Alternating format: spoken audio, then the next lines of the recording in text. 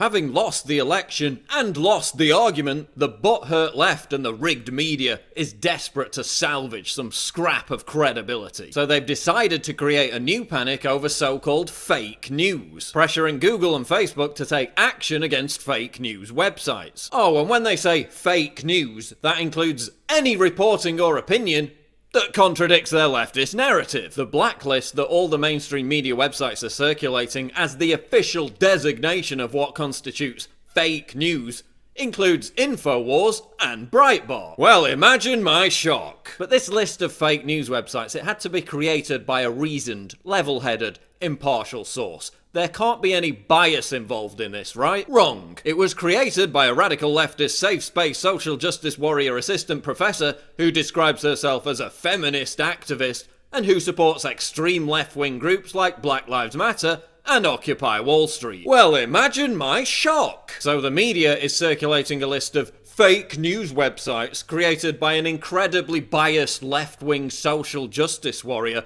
which just by coincidence is full of conservative news websites, and then demanding Google and Facebook censor that content. This is all happening while Twitter also mass purges so-called alt-right accounts for daring to express unauthorized opinions. They're also promoting a Chrome browser extension that automatically flags so-called fake news websites based on this same SJW-created blacklist. And, imagine my shock, Infowars.com is on that list. Listen, we all know that there are actual fake news websites. They're pretty easy to spot, and some of them even admit that they're fake news websites. But there's a difference between fake news stories like this and having a conservative opinion. And anyway, who gave the mainstream media the right to be judge, jury, and executioner of what constitutes fake news? All you do is put out fake news. You're the aficionados of fake news. You put out the fake news that Hillary Clinton was 98% likely to win the presidency. You printed out and shipped copies of Newsweek celebrating Madame President. You said the Cubs had a smaller chance of winning than Donald Trump. You put out fake, rigged polls that were proven spectacularly wrong. You put out fake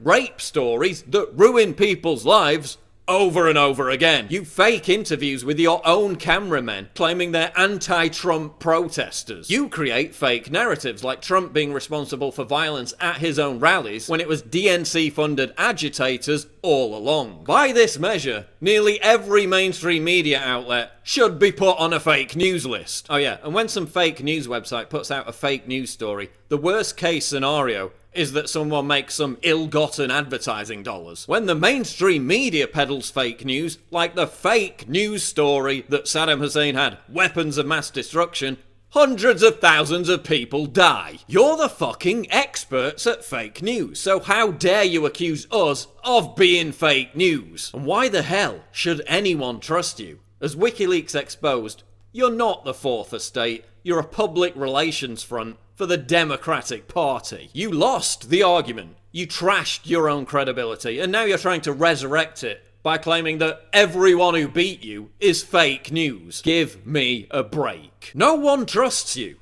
That's why you have to resort to dirty tricks and censorship, and it's not going to work. Because you suck, you lie, and everyone knows now that you're fake news.